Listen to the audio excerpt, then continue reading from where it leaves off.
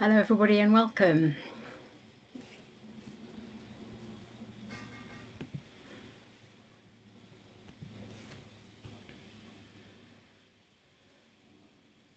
Welcome to everybody who's joining us tonight on this very hot evening.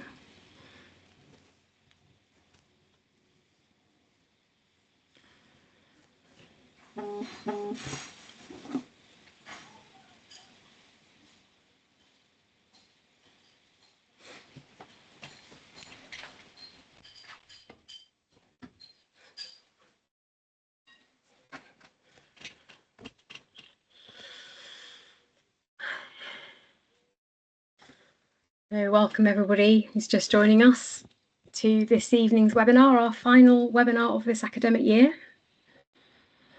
Seems very appropriate that it's about transition to university actually, as we end one academic year and go into the next one.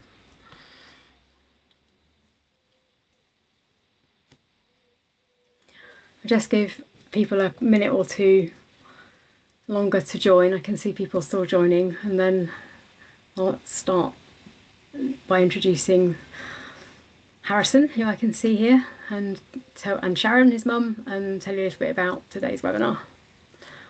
So give it another minute, as I can see a couple of other people now joining.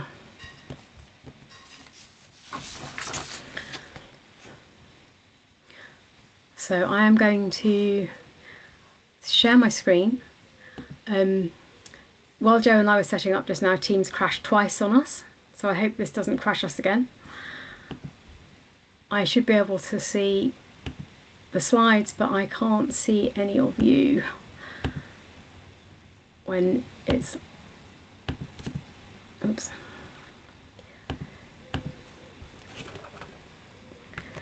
So I can't see any of you. So Joe, can you tell me, is this the introductory slide that you can see?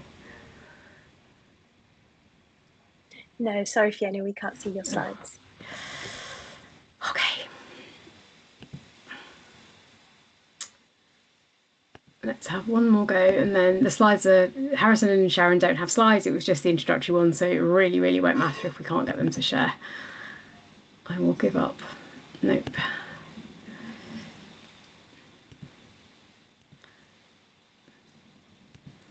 I think Teams has just decided it's too hot.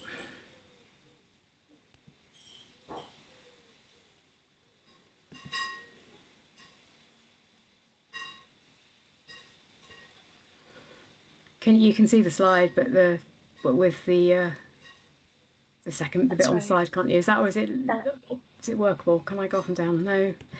This is what was happening just now. It wouldn't let me move around.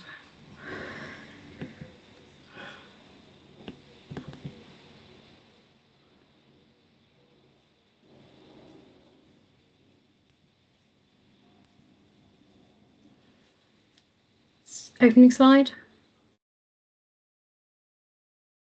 Yes, we can see the PowerPoint screen. Okay, but it's not in full screen. Oh, so. For goodness sake! Can you see it moving? Does it move to the next slide? No. Yes or no? Sorry, I couldn't hear. No. All right. Okay, I give up. It's give up. I'm not going to share it. It doesn't matter. That's fine. So. Teams are sent to try us, but I'm really delighted that to see so many of you here tonight and to introduce Harrison Wignall, who is our speaker for this evening, and his mum Sharon, who's joining us in the conversation. Just to give a little bit of background to the hub before I introduce you guys properly and we move into your talk. Joe and I and my colleague Emma and Claire Piers are all members of the Centre for Autism Wellbeing Hub at the University of Reading. We have a really interesting project working with local autistic young people to help think more about thriving, and particularly to find out from autistic people what helps them thrive, and then to try to organise and run some events that they tell us are helpful for their thriving. And this is very much part of our webinar series, as I'm sure you're all aware. Some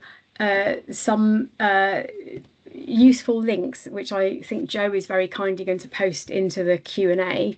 If you would like to find out more about what we do, we have a website, and a Facebook page. We also have a mailing list, which you can request to be on the mailing list by emailing us at autism@reading.ac.uk. We have a monthly newsletter, not in August, but most months we have a newsletter, and you can that helps you keep up to date with what we're doing, and also it's an opportunity just to find out about some of the research that our colleagues in the Centre for Autism are doing, and to take part in some of the autism research. We also are very, very grateful for donations. We're funded through a big donation from University of Reading alumni, but we don't have any other funding, and we're immensely grateful for any contributions that people can make to help support our work, so including the webinars and the other activities that we do.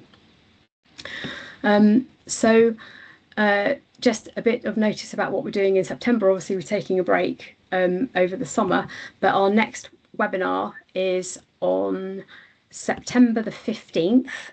Now, for those of you who have been with us before, this is a change of day from next academic year, from September. Our webinars are going to be on Tuesdays, not Thursdays, and that's just because of some reconfiguration of some of the courses that we're involved in at the university, and it just works out that Tuesday is going to be the best night for our webinars. Our next webinar on the 15th of September, we're delighted that Eliza Fricker is going to be talking to us. She, as I'm sure many of you know, she's a neurodivergent illustrator and author and advocate for young autistic people and their families, and she is the title of her talk is Rethinking Struggle, Expectations and Neurodivergence in Children. So you can sign up for that on our website. I think the information's already there. Now, a little bit of housekeeping about tonight. We're running the webinar slightly differently tonight because Harrison doesn't have slides and isn't going to be delivering a talk. Harrison and Sharon and I are basically going to be having a conversation for the next approximately 40 to 50 minutes about Harrison's journey from overwhelm to independence, as you titled your talk. There aren't any slides because it's going to be a conversation. Once we finish the conversation, there will then be about 30 minutes for questions and discussion. As I'm sure you know, if you've been on one of our webinars before, there isn't a chat function, but the Q&A works in the same kind of way. So please post your questions in the Q&A. I'll then pull out as many as I possibly can to ask Harrison at the end. But of course, you're more than welcome to comment, to add your thoughts in the Q&A. It does work exactly the same as a chat, it just has a different name. I would like to say in advance, I'm really sorry if I don't manage to answer your specific question. What I will try and do is put as many to Harrison as possible, and I might kind of group them to make it a bit easier to do that. We are going to be recording the talk. We will be sharing the link to the talk, and it will be posted on our YouTube channel in a couple of weeks after today, so you can all access it again if you'd like to do so. So I think that is the preamble. I would now really delighted to introduce Harrison. And to thank you very much for joining us today. So Harrison Wignall and his mum Sharon. Harrison has just finished his first year at Brighton University, where he's training as a physiotherapist. His mum Sharon is an occupational therapist who supports the neurodivergent children and young people. They asked me to say that Harrison comes from a neurodivergent family. So Harrison, you were diagnosed with autism when you were 9 and ADHD at 18. 18, yeah. 18, and your older brother similarly is AuDHD. And your mum and dad, Sharon and Wayne. Sharon, you said you're both neurodivergent. I love this. You said you're polar opposites, but you've been married for many years. So yeah, a very neurodivergent family. So just to say a little bit where I fit in before we have a conversation. So I've been really lucky enough to known Harrison since I think you were in year 9. So you were what, 14 or 15 at school? And because I'm a clinical psychologist, and I was lucky enough to do some work with you, Harrison, in the autism practice that I work in. I think it's fair to say that at that time you were experiencing really quite high levels of stress. And the referral was to give you a bit of time to kind of think about what was going on for you at school, and also to try and explore a bit about what your autism diagnosis meant for you at that time, because obviously you had the diagnosis when you were quite young, and it's sometimes nice to have a chance to really think about it. So what I remember about the sessions particularly, we started off creating a life map, a map of your life journey, didn't we, on these massive pieces of paper, and just plotted out what your journey had been, and used that to kind of explore some of the things that were challenging and for you at the time. And I really like the idea, because I was just thinking about that. I think we worked together till you were 17 or so, and I haven't seen you for a while, but we've got another whole bit of the journey we could tack on to the end of the road if we had the chance. So that's my knowledge of you, Harrison. So moving on to the topics for this evening, talking about transitioning from college to university, and you titled it From Overwhelm to Independence. Yeah. So I think it would be really helpful to start with a little bit of a conversation about school and college, for us to understand why did you want that title? Why is it Overwhelm to Independence? What was school for you? What was college like for you in terms of kind of the experience, and why was it overwhelming?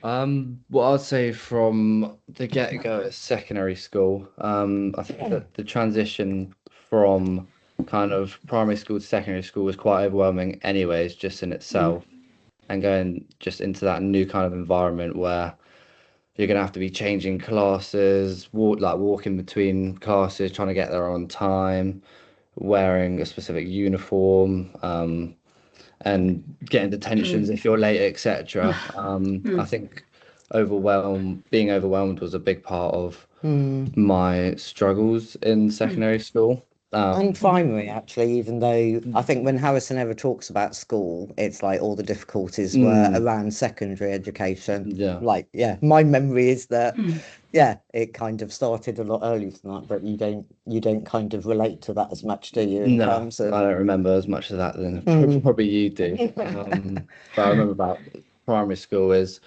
just wearing shorts basically to primary school literally every day, no matter if it was snowing, raining. And I think that was a big part of my kind of regulation and not being overwhelmed was kind of wearing shorts, because I thought if I wore trousers, etc., kind of stick to my body if it rained, and that would annoy me, and all kind of just the small things. So yes, sort of primary school to secondary school was quite smooth in the first, I'd say, year. Yeah, it was. And then obviously lockdown happened kind of year 8 into year 9. Yeah. And when I came back, it just seemed to all fall apart, I think. And you loved, I mean, you were during lockdown, you were happy as. Yeah.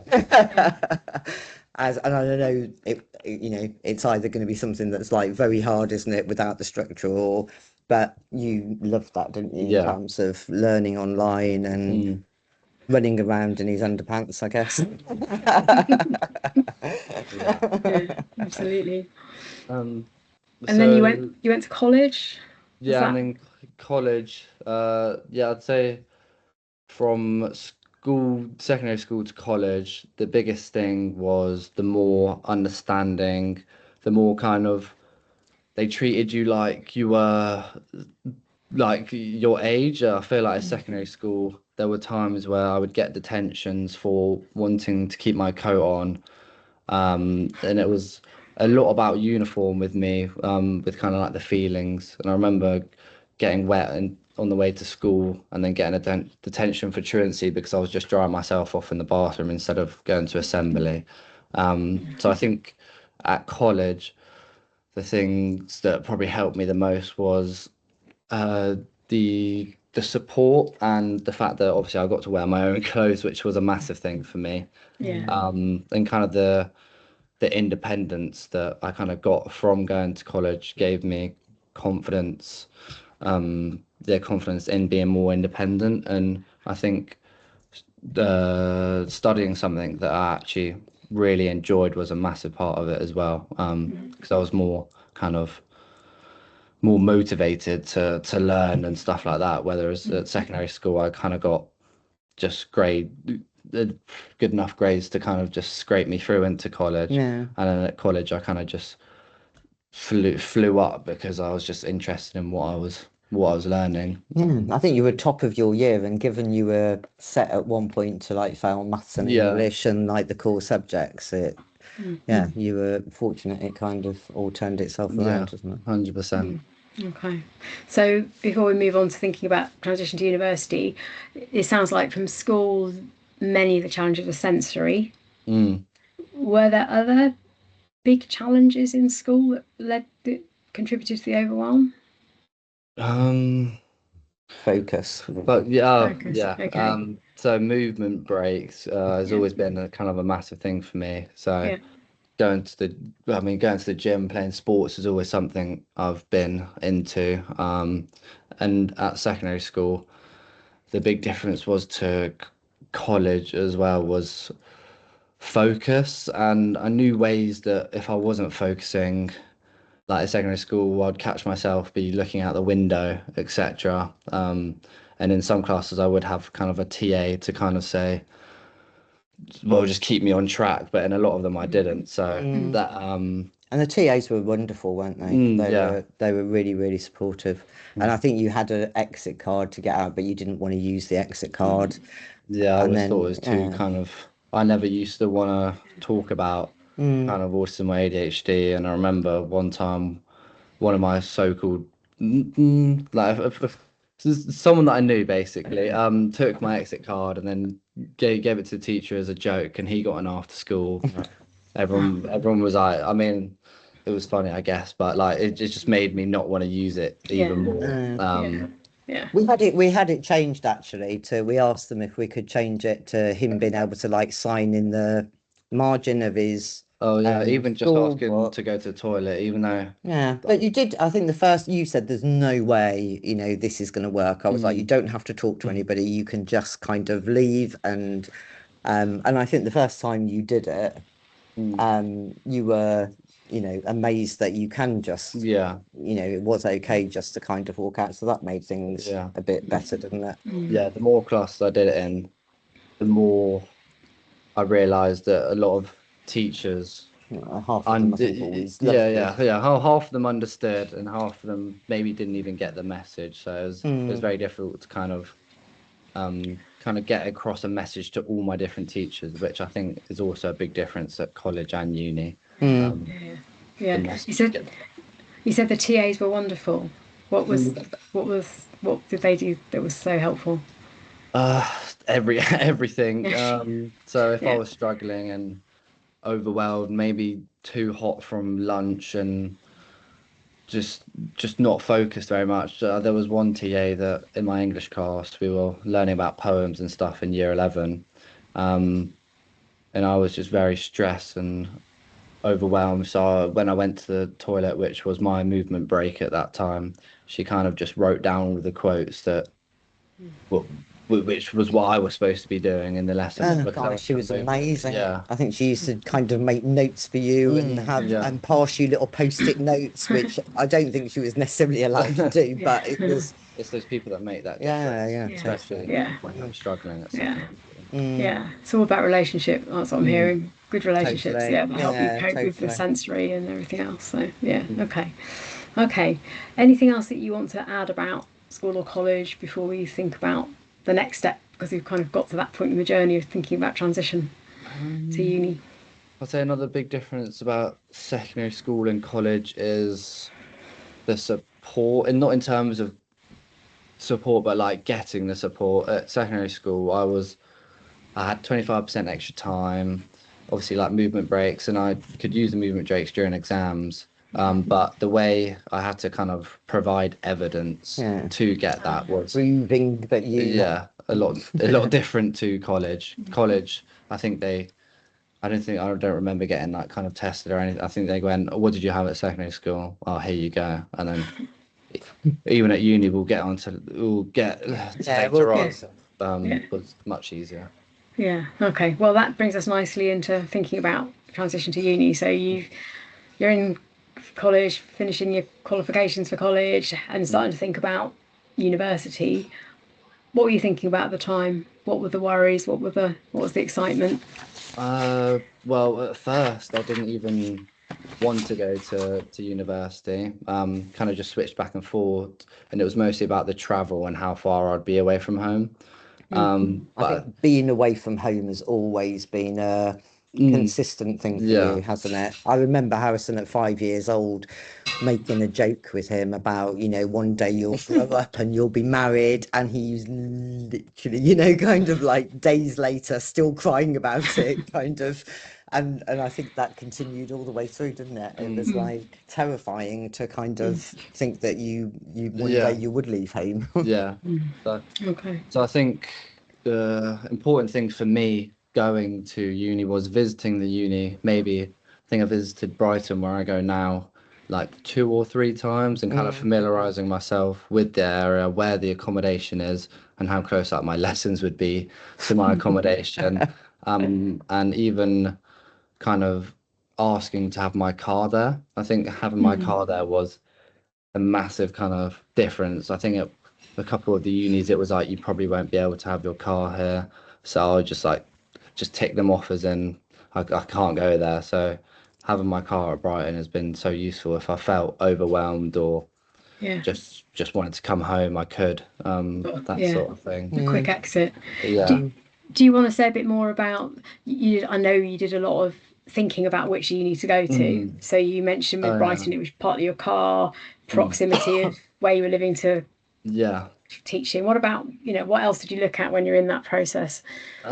So another important thing that me and Mum kind of wanted to see when we went was they had tables set out at the open days for, you had accommodation questions and all of sport and all of that. And a big one for me was kind of the disability kind of table. I don't know if that's what you call it, disability, and like you could just ask questions. And I think that was important because comparing them to the other universities I went to see, Brighton seemed like they were, what's the word? They were the most understanding. And but it was like, I think I remember Harrison talking to them, and it was almost as though it was just like, we do that kind of, what's almost like kind of, it was just no big deal whatsoever, because that's what they do day in and day out. And they have, I think a third of students there have got like support plans, which we didn't know as much about at the time, but and it was a significant difference between other unis that we went to. There's others we would even just think that everything else was amazing, and then meet the people from like the disability team or autism team or what have you, and within seconds we were just kind of like, no, not doing this.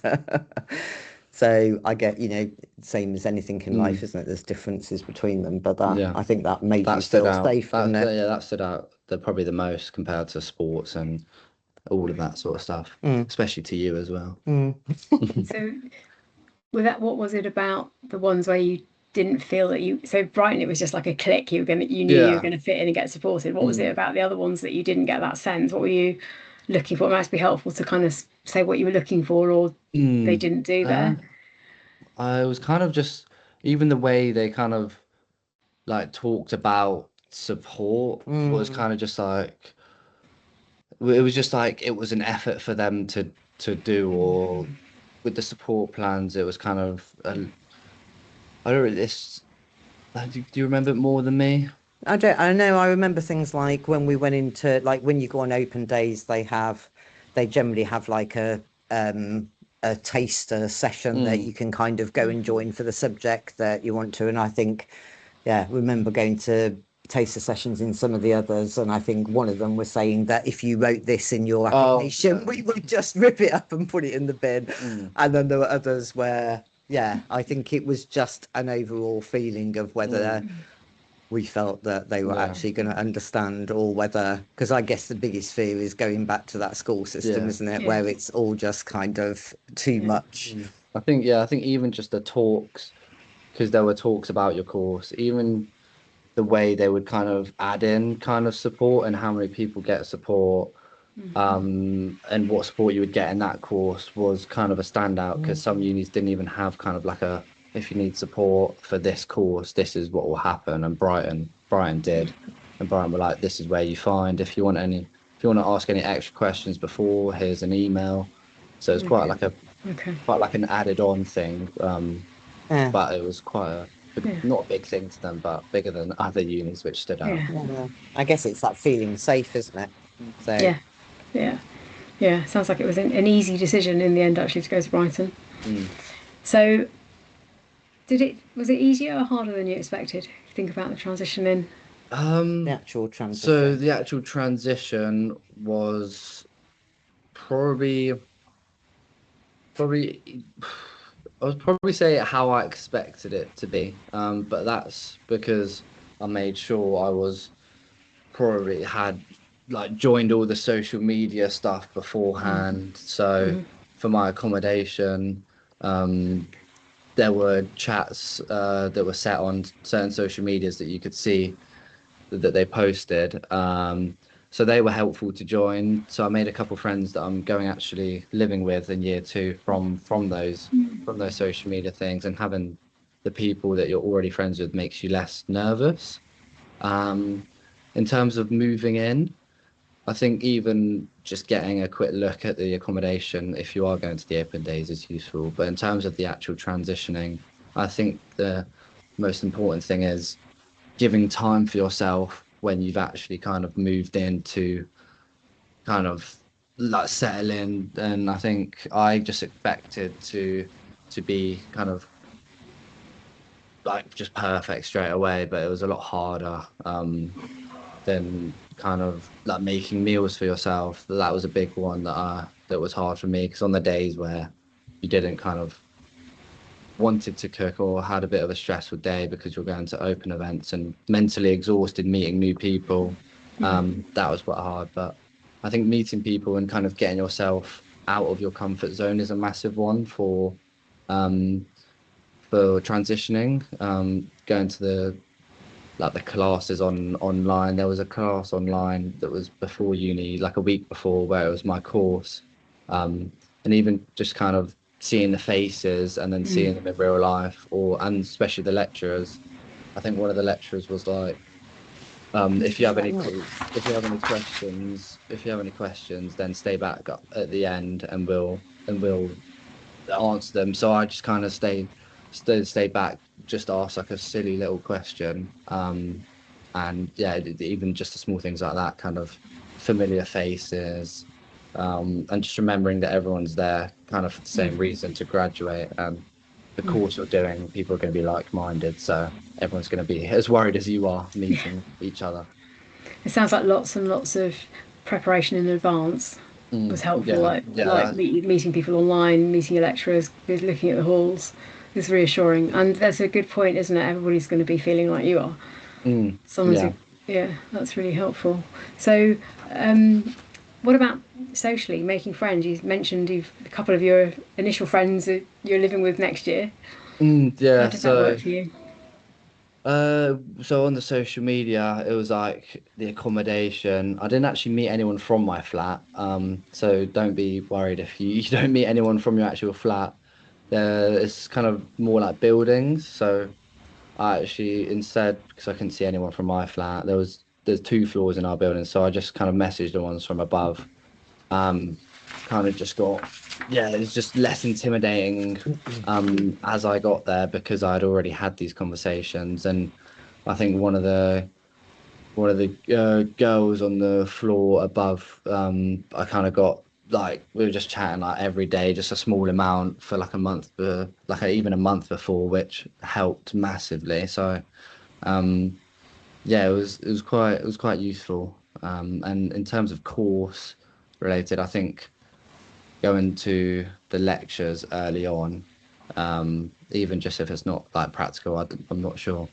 Not every course is practical anyways, but if there's like a freshers week and there's something to do with your course And there was a transition day that you could have done, couldn't you? I don't think you could make it, but they did like an overnight stay for anybody that needed that extra transition support as well, which I thought was a really nice idea.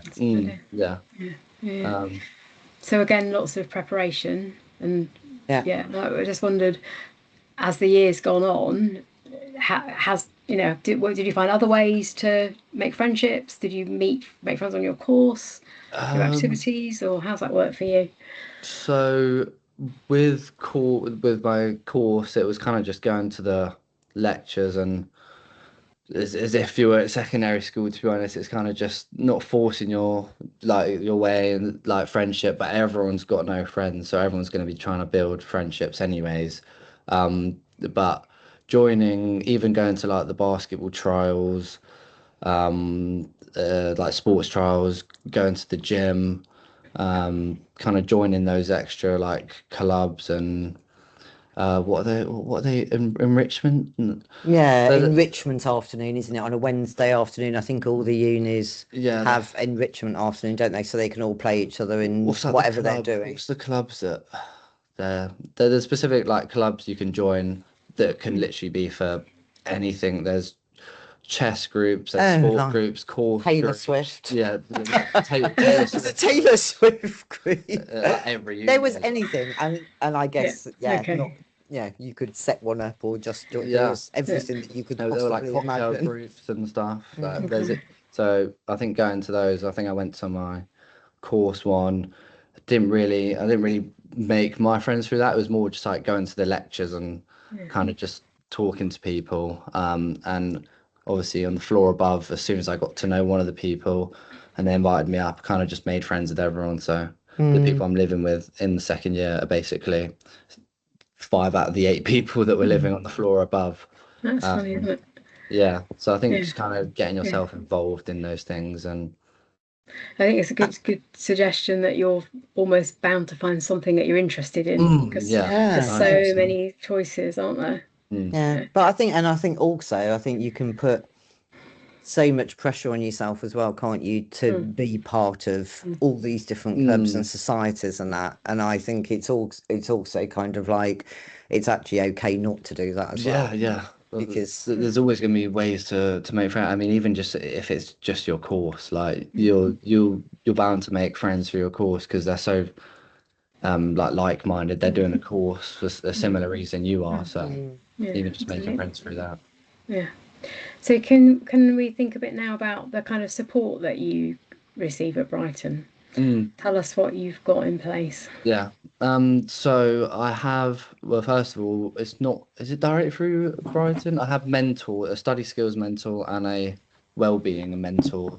But it was all a part of my DSA. I think you probably know. Yeah, no. Well, I mean, you can talk about I suppose it's worth just in terms of when you because first time round with my oldest son, we were so late to the party in terms of organising things, and I had no idea. So when Student Finance England opens, which I think is like March or something like that, the second they open for like registrations, even if things are not confirmed because you haven't got your results through, etc., I don't think it makes kind of much of a difference to it. You just have to kind of start, you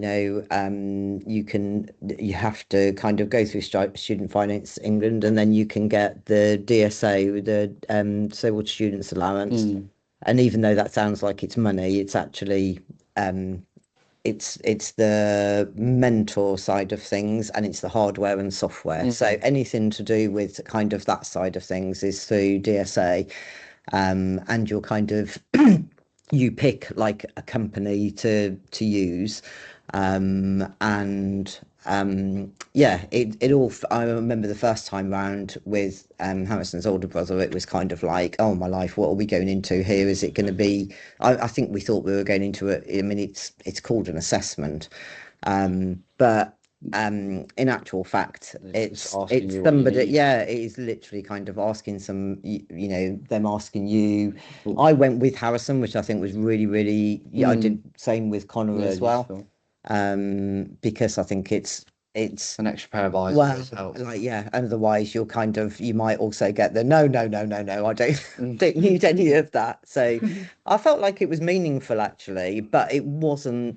I guess the university system at this moment in time is very much diagnosis based or awaiting diagnosis. So you can get the support if you haven't got the diagnosis, but it is about a diagnosis at the end of the day. So, and I think for both times that we've been through it, dyslexia, dyspraxia, autism, ADHD, whatever in that kind of neurodivergent bit, the support is almost kind of like one thing that you choose the elements from that, and that's all kind of software based, hardware based if you need, like if you haven't got your own laptop, which you can upgrade, and yeah, and the mentors as well.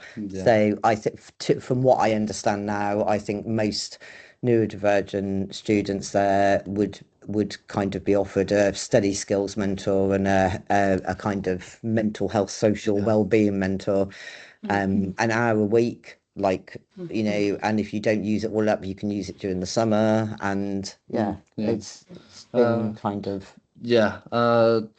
I'll probably just add on just a little bit just from my point of view from uni, but the mentors has been really good. So I'm not sure how it works if it's the same at every uni, but you have a study skills that obviously helps out with essays and kind of just planning it. Organization. Yeah. They're not going to write it for you, and No. they're not specialists in an area either, but I think they're great people. Yeah, no, 100%. I think for the well-being one, I think depending on who you are, so for me it was quite useful to kind of settle in, and I would ask questions, and she'd help me kind of just build even like a weekly food plan, or just plan the next few days. I think routine's also another thing that's useful at university, but the other support I would get apart from the mentors, is, well, I get the 25% extra time, which And is that's very direct through useful. Yeah, that's university. direct.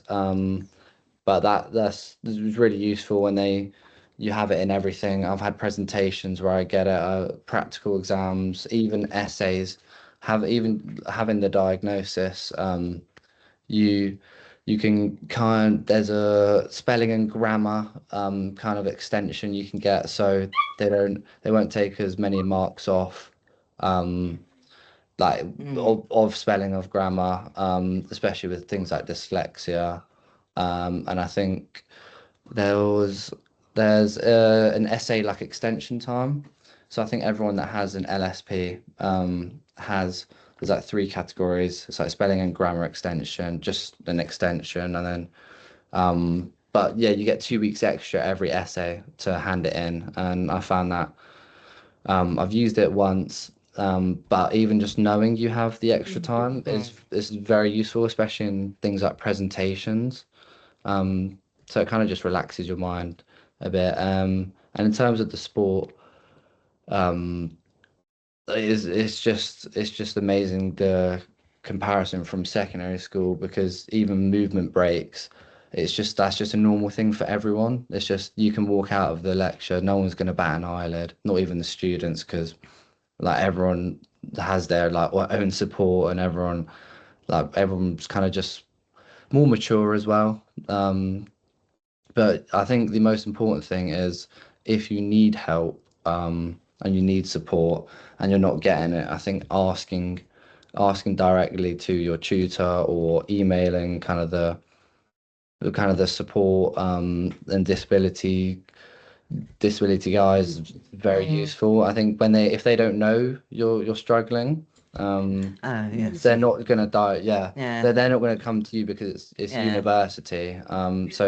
But you can have at the start, you can choose if your child will kind of agree to it. Yeah, kind of. Oh yeah, you can also speak yeah, on my behalf as yeah, well. consent. We did like consent at the start in terms of that I can ring them, which actually we haven't used, have we? But No. it kind of gives me a bit of Yeah. Makes me feel Yeah. a bit safer.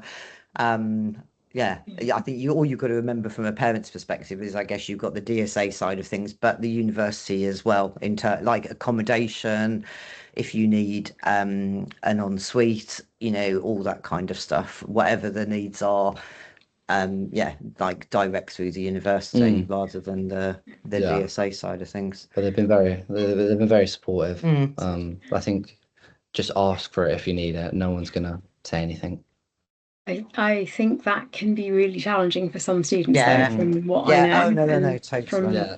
I just wondered if you could say a bit about, because it sounded like that was an obvious thing for you to do, to ask, Yeah. to say these, and how would you help somebody think about that who's maybe feeling less sure because it's embarrassing, or they want to try and do it alone, or Yeah, no, 100%.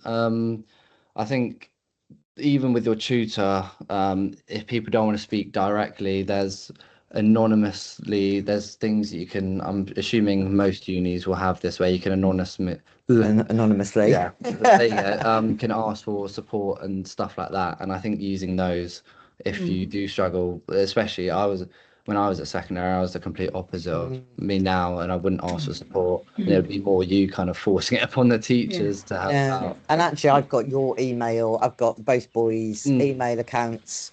They've given me permission to, and I just keep an eye on their emails. But if there's something like that where, you're lucky enough to know what is kind of happening, then I would either say, am I okay to send an email on your behalf, or just kind of draft it and then let them kind of send it. So trying to just take any anxiety around it, but it is hard, isn't it, in terms of not necessarily for you, but for 100%. And I think using those anonymous kind of posts, emailing, like online, you can message all your teachers, anyone at the uni you can message. So especially if you struggle with the face-to-face kind of interactions, that's an important way to do it. And even if it's more you're embarrassed because the people you might message might go to the uni. I mean, I haven't seen the support kind of the background of the support team anywhere at uni. So, but I was just going to say, with you won't see your mentors in real life, and you can even choose not to have your camera on in the meetings. So that also helps a lot, especially if you're struggling with living on your own, and the mentors they're always there for any questions. They've been in probably most situations you can think of, which I think is. And I think if you know it's going to be a struggle, because you're just, that is going to be hard for you. Again, it's that planning ahead, isn't it? And trying to think of something that might work for you, and then speaking to the guys at the university. Because I think whatever we said to your guys, I think they would kind of consider it, wouldn't they? If there's a difference between you being able to reach out or not. The uni staff are so helpful, especially the mentors as well. It's like I was asking for my weekly food plan every week and stuff. What about your lecturers? What about your relationship with the lecturers, and what have they been like? My relationship with the lecturers have been brilliant in the most part. I can't really think of anything that has been bad. I think they treat everyone equally. They're not gonna get mad at you if you're late to a class and hold it against you, which I felt like at secondary school they would hold it against you a little bit. But even if you're half an hour late, even if you missed the lecture, even if you don't even message them saying you're missing it, they won't even bat an eyelid. And if you do message them, they're always understanding. And I think the relationship part is like, if you need help, or they will always ask, if anyone wants to stay back after the lesson, ask me a few questions. There'll be tons of people, especially in the lecture halls, not even the practicals, but there'll always be people there asking for support. So I think it's very nice to see the fact that lecturers are always trying to help the students, and just not just going off, I'll just see you later sort of thing. And if you message them, they'll always kind of reply. You might have to chase it up, but Yeah. We are human.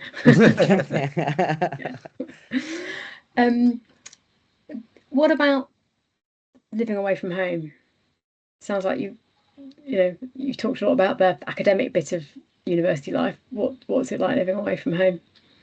So living away from home has been definitely hard so for the kind of start of it, it was definitely much harder than it is now. In terms of cooking for yourself, kind of the small space you're living in. So something that I liked kind of to do in like when I moved in was just take time for yourself, as simple as it sounds.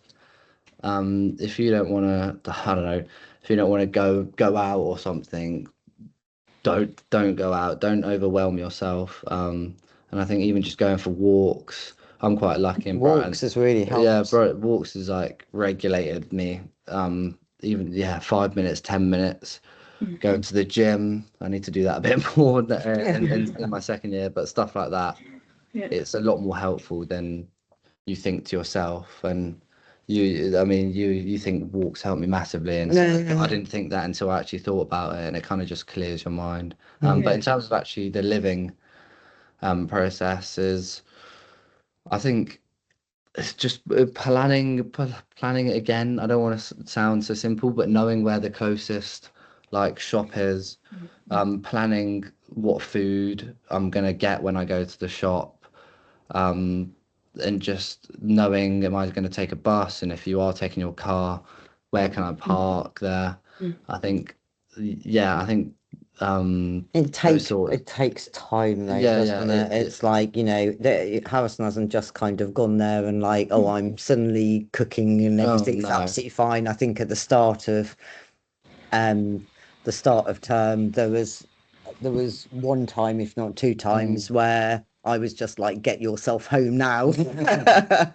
And we had like a few days at home where he was just, like not coping with everything. And then we'd kind of sit down and spend time and try and get back on track. And that seemed to really help you actually, kind of just taking a couple of days out and doing that. So, and I think that time, one of the deciding factors on uni for you was the fact that it's an hour and 15 minutes drive from home. And I know that's not always possible, but that was kind of one of those factors. But I'd say you're using it. You've kind of used it less and less as we've kind of gone through the year as well. Even just having a phone call with mum every kind of couple of nights. I think we called every night in the first kind of month, just to kind of just talk, and just knowing it's okay to have off days and not to put too much pressure on yourself. Because I think my main thing was feeling guilty if I didn't go to a lecture, or just any sort of things that you would kind of feel guilty for. Just remember that it's okay to be struggling, and there's always people that care, even if that's friends, parents, lecturers, tutor. There's always someone that you can talk to kind of. And the overwhelm hasn't gone. No. It's, there are still, you've just been away for 3 days with friends, and it's kind of like, when you come, you're fine in the moment, and when you come back, you've got to kind of go through that whole regulation, I guess, piece again, and rest, and kind of, so you're not kind of burning out. So it's still there, I guess. Now it's just not daily anymore. I think knowing your own mental capacity as well is really important. So knowing when you're at the limit where it's like, I don't want to do this. You're very good at that. It's I just take a step away from people if I've had a very like mentally exhausting day. So I'll kind of know when my battery's at 0, and I'm lucky enough to kind of know my strength, as in I use kind of gaming as a way to kind of just forget about everything and play with like friends on there, and kind of just, even if you're just doom scrolling on your bed, don't feel guilty about it if you're at your max mental capacity, because you're regulating yourself. Knowing how you regulate yourself is an important thing I'd say know before you go to uni, because Yeah. I knew that I would kind of need a routine, although it was a struggle to get into it. As Mum's just said, I think having a routine is very important, and maybe kind of getting into that before you actually start living at uni is quite useful. I was actually wondering, I was going to ask Sharon, what did you do at home to help Harrison get ready for the living independently bit? And did he ever listen? Do you know, I don't, Harrison was always interested in cooking and stuff. So even though that's actually been like a bit of a struggle, he like, yeah, it's hard to know what you can do, isn't it? I think you've just got to kind of I think support is the main thing. maybe just kind of being there. And I think it's like, I think me and H we've all like, I've always been Harrison's like regulator, like all the way since he was kind of a toddler or what have you. So it's more like that awareness, isn't it, that you can kind of give to them. So if something goes wrong, they can, they pick up the phone and but yeah, I mean all of the bits that you've talked about, and just getting DSA in place, ringing we rang the university before we even decided to see if he could have his car there, because we were just kind of like, if they say no, it's not even worth kind of exploring. So I think it's just making sure. There's a brilliant Facebook group that I don't even know how I found it, actually. I think I literally just stumbled across it, that I'll put in the chat on Facebook, and that, oh God, like that's just been so helpful, because there's other parents who are as terrified as you. But also it's like what has helped kind of other people. I think it's just being aware of the system, being there, kind of anytime, day or night, for a call or what have you. And then it's just the organisation side of things. I'd say just support from my point of view is important, kind of just knowing you're there if I need someone to talk to. And I've even found people at uni that kind of help me regulate. So no, you've got people now that you are literally, like, I guess, kind of regulating with. And something I think might be helpful, just to say a little bit more about the decision that you made to give your mum permission to contact university staff, because some people don't know that when you're 18, if your mum rang the university, you hadn't consented, we wouldn't be allowed to talk to you. So totally. Did you talk about that, or was it? I think some universities have moved to an opt-out system. So you're opted in. We did it from the start, but that was only because, I guess, for as parents, this is like our second time round. And we didn't do it first time round. We didn't even know it was a thing. But having said that, if I have had to ring kind of elder sons like uni a couple of times, just because he polar opposites, wouldn't want to speak to anybody. So but they've always actually been really understanding that I've kind of described what's kind of the situation is, who it is, and they'll kind of say, well, we can't discuss it because consent wasn't in place, but leave it with us. And then they email and kind of do it that way. So that's been really helpful. But I think doing those things in advance, if you can get consent, would be a great idea. Makes sense. So we're coming towards the end of the time, but I've just got a few more questions I'd love to ask you about. What surprised you most about university? I'm surprised that you're still there. Probably. In a nice way. What has surprised me the most? I'm surprised at how kind of accessible support was. I think that surprised me probably a lot about uni, and that kind of the difference with independence to college, in terms of how can I explain it? Yeah, I'd say kind of just the how supportive they have been, I think has surprised me a lot about uni and how well I've coped living by myself Mm. and cooking for myself. Even things like batch cooking stuff helps when you're living and using the support you get. I think is an important thing to know because I haven't used like the hardware. I mean the software stuff Yeah, as the much, software. which I want to do next year. Mm. It Things takes time, doesn't it? note taking, and is that Yeah. sort of note Yeah. taking, dictation, and things like that. Yeah. So some Yeah. quite clever things on there. Yeah. Yeah. Okay. And what are you most proud of? I would say I'm probably most proud of kind of sort of at uni. I would say I'm most proud of how far and how well I've kind of got and how many friends I've kind of made that might be friends for life, etc. Probably proud of the fact that I'm doing this right now. Yeah, I'm gobsmacked still. Yeah, I think Yeah.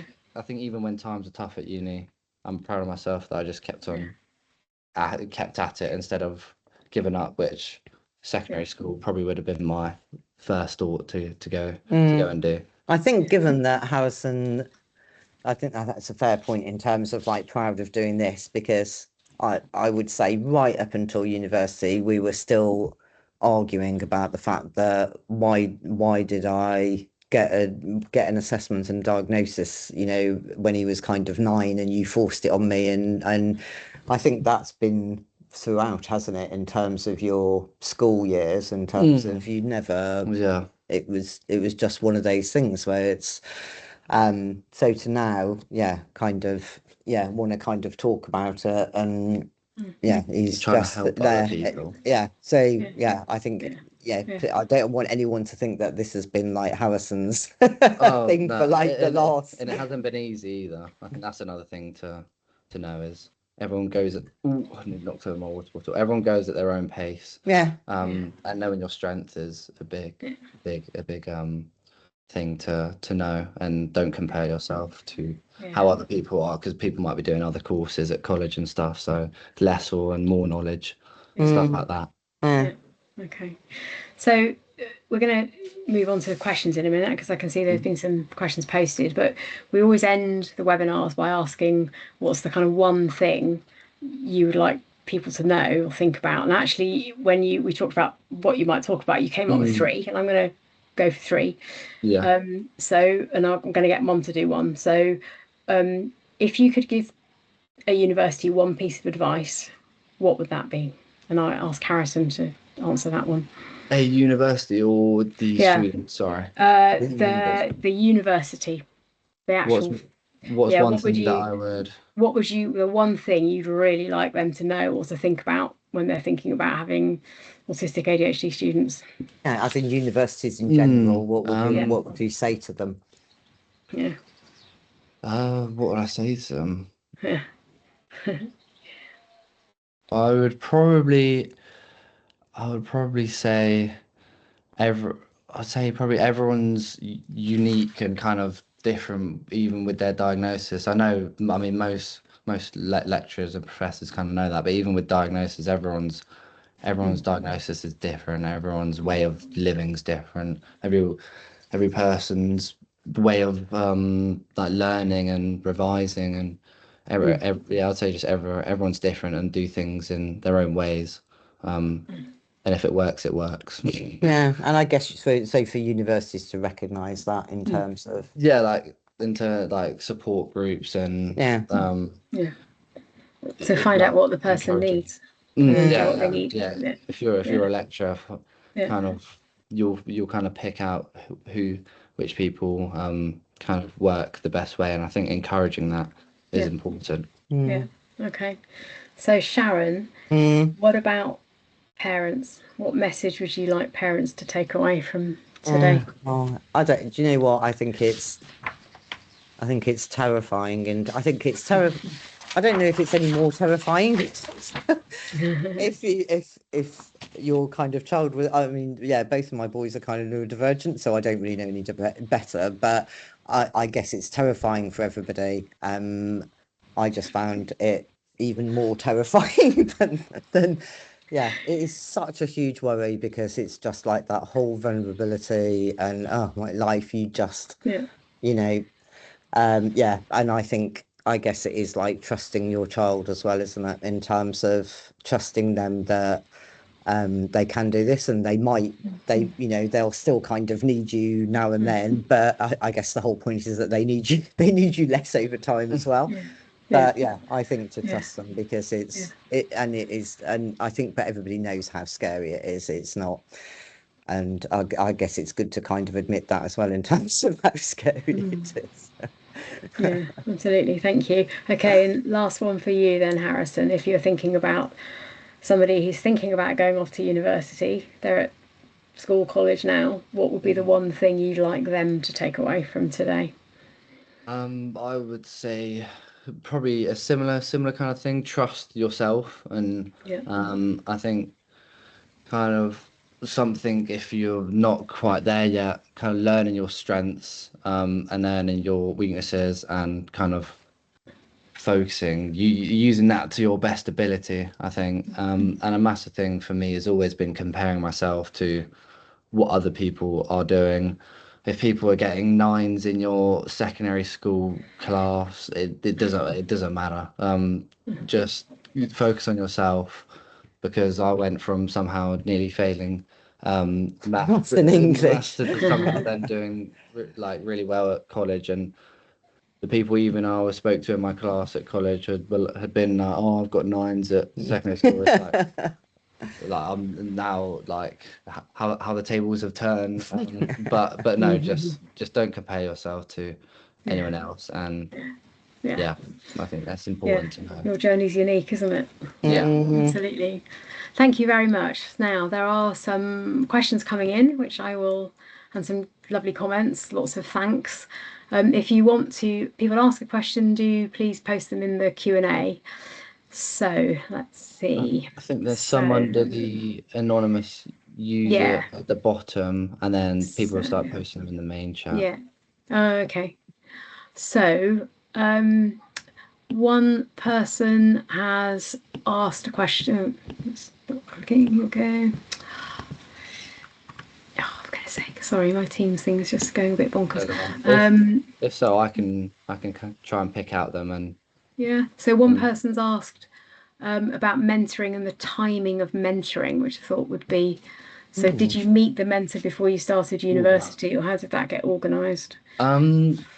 So you, with the kind of how it works is you'll get kind of, I got a phone message for my wellbeing one, and that's how we communicated, and an email for the other one, and you kind of just set up a first meeting. You didn't? Did you meet them before you went? I can't remember. You might have had one session. Yeah, I think my wellbeing one I had a meeting before, and my study skills one I met there. You can request a change as well. And I think you can request to do in-person ones, but it would have to be different people. But the timings, they obviously have other people.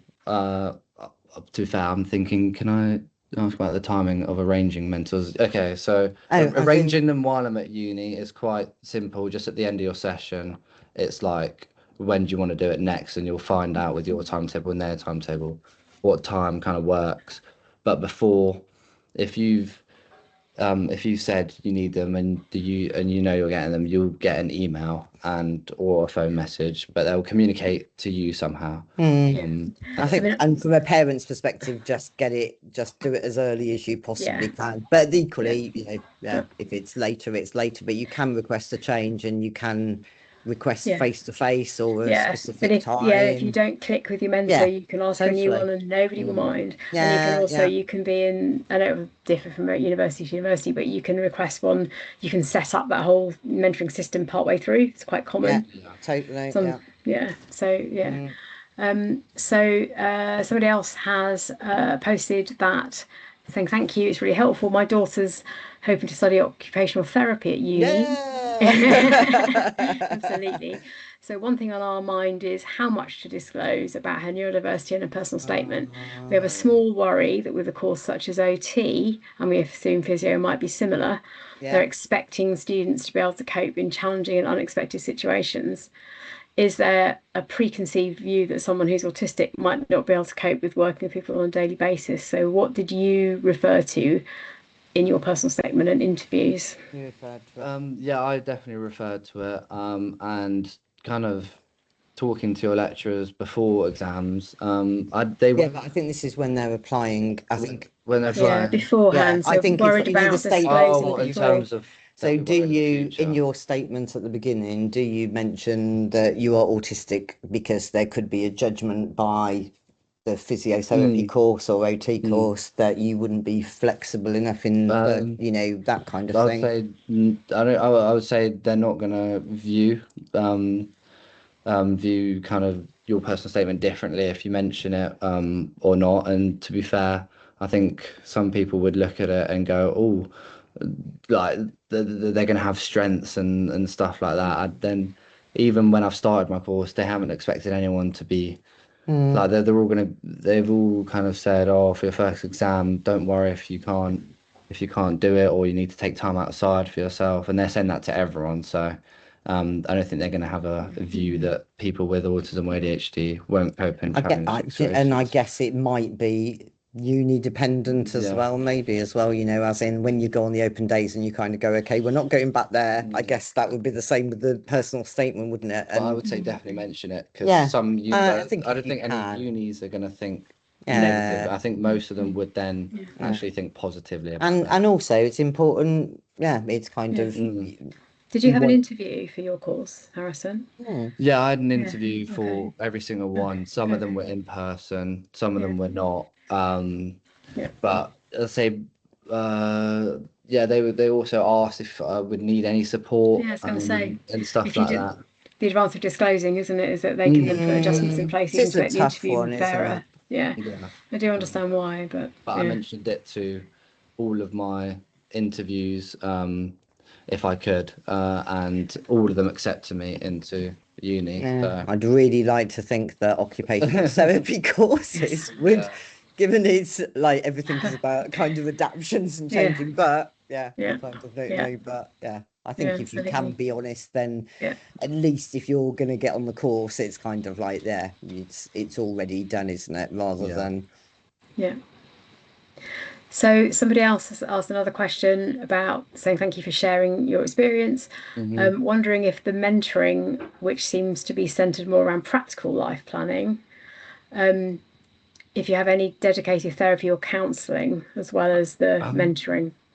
So the well-being kind of mentor was more of a kind of therapy, and where I could talk about my feelings, but I think my difference was I just decided to use it as more of a practical kind of how can you help me with this? But even when I said I was feeling overwhelmed and talking about my struggles, they talked to me and listened and understood. And there will be stuff at your uni. I was going to say that the you- university itself would have that Yeah, as we'll have well. a direct kind of access that you can email, speak to in person about kind of counselling and therapy. And I think every uni will have that. Yeah, and so for instance at Reading we have a general kind of counselling service, but for people who have I think you have to have DSA, but then you can access specialist mentors who are mental health trained. So your social mentor probably isn't one of the specialist mental health trained ones. So there are lots of different things that people can access. Yeah, I'm sure. No. 100%. So I'm just going to read the next one. This isn't so much a question, it's a comment. So I'm very proud of you for sharing all of this with us today and for getting to uni in the first place.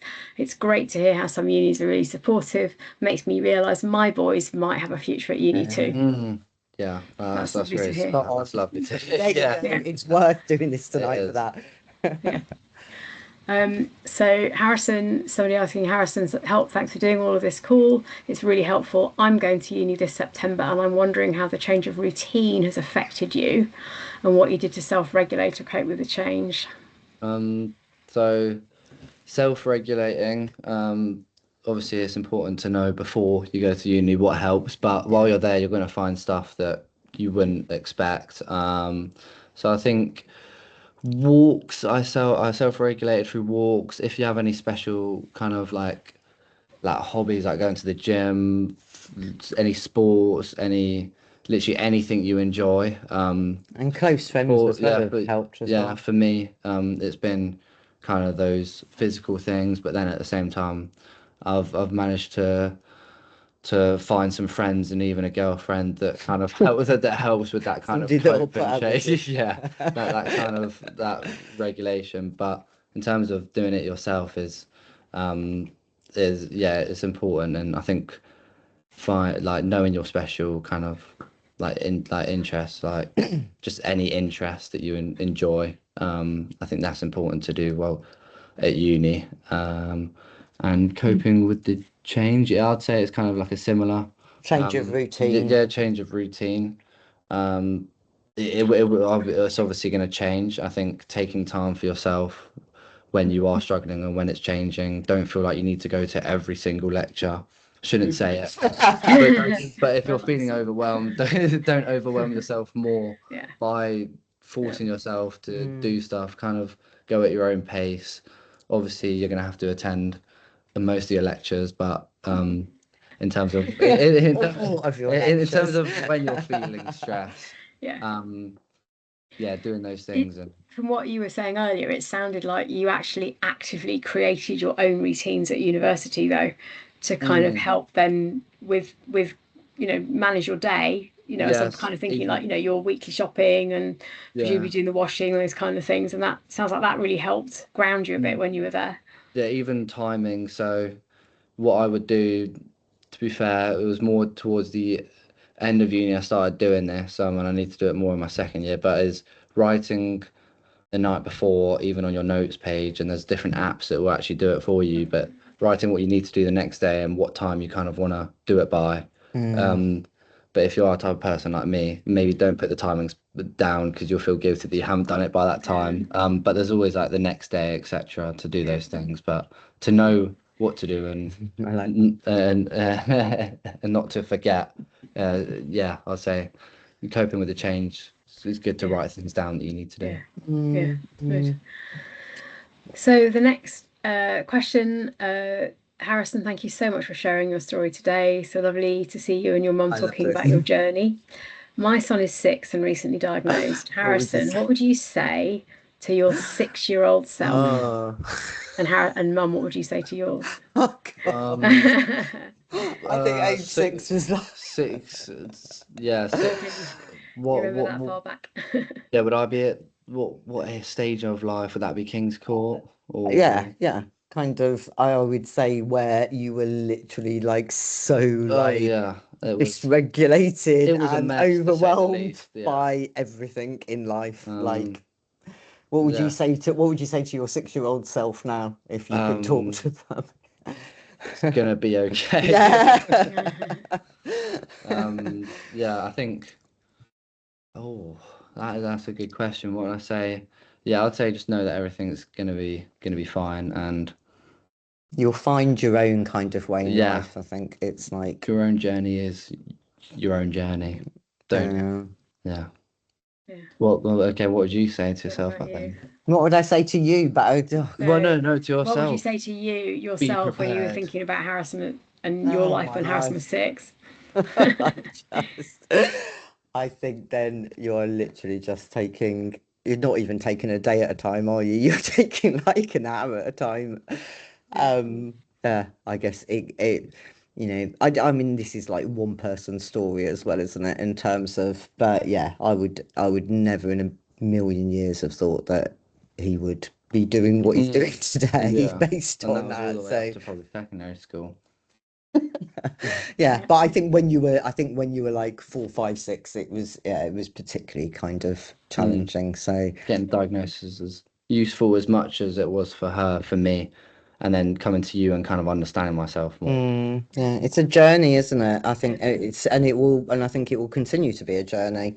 But we learn on that journey, and I guess looking back at that age is kind of terrifying in lots of ways, isn't it? But okay, so the next one is a comment saying thank you very much. I enjoyed the discussion as a neurodivergent man in my 40s, and I work with DSA support. Great to see success. Oh, that's nice. That's really nice. Okay. The next one is a question. You mentioned about contacting an anonymous support line to reach out for help. Is that something provided by the university or a national helpline? That was by the university is what I was talking about. But there obviously will be a national hotline that you helpline that you can call. And even I think there'll be helplines that you can even just ask about, just talk about how you're feeling. But yeah, there is an anonymous line that you can contact your uni from. It's normally on the website when you kind of get your student kind of number. And even if you struggle, I'm sure if you ask Google how to kind of find it on your university's kind of page, it would probably tell you, or even if you ask someone at uni. So is that like the uni one? That's like Nightline used to be in the old days for people who are older as me, where it's somebody you can ring up or have a text conversation with anonymously. It's not going to lead to your course adding support because it's anonymous. It's a way to kind of share, and somebody might signpost or listen. Yeah. Getting help in the Okay. moment, Yeah, I it's a guess. bit like that. Okay. It's nothing to do with like your course or anything like that. Yeah, which is important as well, I guess, Yeah. isn't it? Yeah. Okay. But they might help you then find a way to go and talk to your tutor about it. Yeah, For instance, so you do end up Even with just some support. asking them, to be that sort of stuff. Okay. Next question. Thank you for sharing your learning from experience in this webinar. How do you find managing the workload at university and managing the deadlines?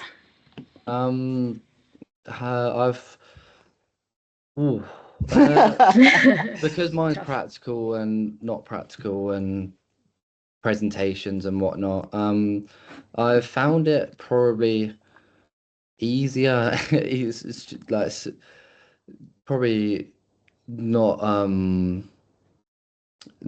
the way you would expect it to be, but in the first kind of few months I was managing it way better than I was at the end, in terms of starting essays like early and kind of just doing a bit a day. I don't think the workload, there's like pre-work, post-work, and yeah, don't feel like pre-work's always useful. I think the mentors have helped you. Yeah, the mentors definitely helped me. Planning your kind of exams, always like writing down and going to like the Q&A of exams if they do lectures for those. But I found it easier in the first kind of half of uni, and I think towards the end when it was more practicals, I was probably like, I just want to get it over and done with. So I didn't focus more on that. But I think the deadlines, that they're always going to give you fair deadlines. They're always like, if you need an extension, come to us. You can always ask for an extension, especially with kind of the whole DSA thing. You get the extra 2 weeks of the essay. And I think we're going to go back. I think there's a couple of things that when we've spoken, it's not about necessarily managing the workload as in the capacity. It was more actually the understanding. We had another kind of neurodivergent, Harrison auditory processing disorder, APD, and I've noticed that has had a real impact as well, because what he thinks he's been told isn't what he's been told. So he might kind of get an essay to do or whatever it is, and making notes when you get it. Just doing everything you can. So I think we're going to go back to, actually we won't go back to DSA. I think we'll go to the university and kind of talk to them about it and just say next year, it's really important. And that's even a step of using my software. Yeah, because you will always say, you think you understand, and he does think that he understands. I understand the basics, but it's the criteria. Yeah, it's just somebody kind of going through it and saying, can you explain it? If you explain it to me now, then I know that you've got it. So I think it's nice that you can go back and ask for things to be adjusted as well. You'll have a personal tutor to ask, because I know students can ask for an extension, but I've also heard students say that actually what happens is you then get an extension which then knocks into the next deadline, because assignments do tend to bunch no matter how hard we try, and actually extensions just cause chaos and overwhelm because you don't get anything done. So I just wondered if I know that doesn't sound like that's been quite your experience, but how have you kind of managed that with extensions? Well, I would say make sure you're aiming to not use the extension. I think that's an important thing, although it's quite like simple to say, but I always try to aim not to use it, because then if I do need to use it, it'll only be an extra like 2 days, not the whole 2 weeks. Mine's just gone blank. Oh yeah, with the kind of extensions, yeah, I think kind of just slowly starting your essays or work kind of as soon as possible, I think also will help. And managing kind of if there are kind of overloads, prioritizing the ones that need to be done first, and that sort of thing helps your brain kind of clearly think about which ones need to be done. That clearness of thought is Yeah, really that's part of the whole overwhelm bit, isn't it? Yeah. For you in particular. It's like writing the exams like when they're due, and then kind of just picking out when they're due and focusing on that one first, and then you can focus on the next one. And stuff like that. And even me and Hannah, like a couple of yours, we've kind of sat down and gone back to what we did in college and that, where we just kind of got a big piece of paper, mapped it all out, and it's like, okay, is this kind of all right now? And then you'll go back and do it. So okay. Somebody's shared, thank you for sharing your experience. It's so positive to hear. Has uni helped you by buddying you with older students who might be in the same situation? Interesting question. I think there definitely was an option to, I think there was, but I didn't take that option, because I probably felt as it would be too awkward and stuff like that. But there are stuff even throughout uni that there's like certain groups you can, like study sessions you can go to, and there'll be specific people in the course. But I haven't used them, and I've got through the first year. And there was also another question right below that. I see, are you feeling more confident going into year 2 or still apprehensive? I'd say no. I would just say definitely feeling more confident. But yeah, I kind of ignored the whole buddy thing, but I think they did try. Yeah, I think Connor was the same. I think he was offered it but didn't use it. I think if it's your kind of thing, then it's great. It definitely would be useful to use it. But no, if you don't want to use it, then you're still going to be okay. Yeah. Okay. And then somebody's asked a question. You referred to DPA. DSA. No, DSA was that. Is that That's the disabled student allowance? Could that be the? Which is so. Yeah. Oh dear. APD. Oh, what was that you? What was that you referred to? DPA, disorder processing. I think that's the auditory processing disorder. The APD. So yeah, there's some. If you need information on that, there's some great Facebook groups as well that I've learnt about that, because it's not necessarily what you think it is in terms of. You know, it is like lots of within neurodivergence, you think what somebody has told you is what you've told you, but it's like the words are kind of getting jumbled up, or you're only hearing certain words. So worth looking at. Yeah. Somebody has said a 2-week extension can push work into the holiday, meaning you don't get a break. I think that actually doesn't happen, because I don't think we can expect students to work in university vacation. So it might end up being you've got quite a long extension, because it would jump into the next semester. Yeah. So it would be working days, I think, that is how that works, because obviously it's a fear. And then talking through which pieces of work you prioritize be something to do with your mentor. Yeah, 100%. Yeah. Planning. I planned with my well-being mentor, which exams I kind of need to focus on. I remember for this essay that I kind of left it a little bit too late but I had the 2-week extension, but I still kind of wanted to get it in on the day. I literally went through with her, and it was like 2 hours this day, half an hour this day, 1 hour this day, because it's the weekend, kind of skip the Friday and then do an hour on Saturday, and then like 2 hours on Sunday. But definitely talking through which pieces of work to prioritize is a good idea. And you can do that with probably either mentors, the study skills. And also with each other. I think the one, like, I think I don't know if you've done so much of that in terms of What, with friends? Yeah, like as in forming your own little study group 100%. and talking it through with each other in terms of deadlines or an essay or whatever it is. If I don't understand something, the first person I'll go to is friends. Because sometimes it's also like a big question that the whole year has. Next, I'll probably go, if I have a question about it, I'll probably go to my tutor, because having a personal tutor is quite useful. And then, it will then be. Working with peers, though, is far more like a thing at uni than it is at school or anywhere like that. Just going to the library with mates is quite, quite useful. Yeah. So Sharon, somebody's asked if you could share the Facebook group you mentioned. Yeah, I will. What do you want me to do, Fiona? Do you want me to put it in the chat at the end? If you could put it in the chat if you remember it now, but otherwise what we could do...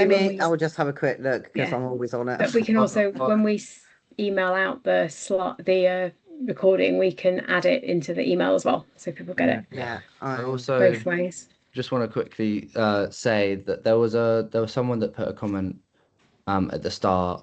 It just says hello, and then some people, I think, have accidentally put their questions at the bottom of that in the replies. Okay. So there was one: I'm so worried that she'll be moving 5 hours away, and I do not feel like she'll cope. Probably that of her, and I would say, what would you say? I think, being far away? Yeah, I mean, we kind of gone through it already, because that was at the start of that question. But it was, I guess, is she worried about it, or are you worried about it? Because Connor's Connor did 3.5, kind of 4 hours away, and that's terrifying to me, because I can't get, I can get to Harrison in an hour, and I can't get to Connor as fast. So I guess it's just whether it's scary for the parent or scary for the child. But if it was for the child, I'd say just being there for your child, like calling, and just any small things like that, encouraging them will help. And there's one that's like, did you ever struggle living on your own, and has there any help/mentors who help in this situation? That was also at the start. I think we've kind of gone through that. And then, has the study been harder in college or uni? That's a good question. I would say the study was probably harder at college, but I was doing a course where I only had I had 2 exams each year, and then the rest were coursework, and I had basically a coursework due every week. But I think the learning at uni has been much harder because it's a lot more in depth.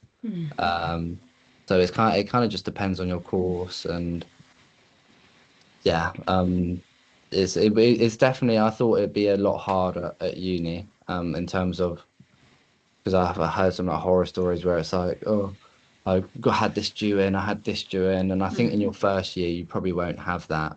But as you get through the years of uni, it will kind of become more stressful, but then you've learnt to, like, how to deal with it, etc.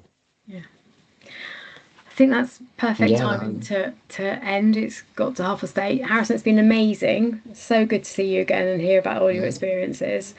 Lots and lots of gratitude for you sharing this, and I think giving people such a sense of hope that actually, if you think it through like you've obviously done, it can be really helpful for people. It will work going to university. So I know we've asked you all lots of things and asked you what the kind of key things, but what's the key take home for you personally about going to uni? What's your best bit about going to uni? The best bit about going to uni? It's a good finisher. Your girlfriend. Well, hearing about the whizzy holiday you just had, I'm not surprised. So I'd say probably like the friends I've made, and the fact that I've actually enjoyed learning is a massive thing. Like at secondary school, it's like, I've got maths now, and although there might be modules that you prefer more than others, it's nice to be actually really interested in, and knowing you're going to become a physio at the end. Yeah, it's great. Friends and interests. Fantastic. Yeah, 100%. Yeah. Thank you so much. Thank you everybody for joining us today Thank you. for all your fantastic questions and comments, and look forward to seeing all of you on September the 15th for our next webinar. Have a good summer, everybody. Thank you. Bye-bye. Bye. Thank you.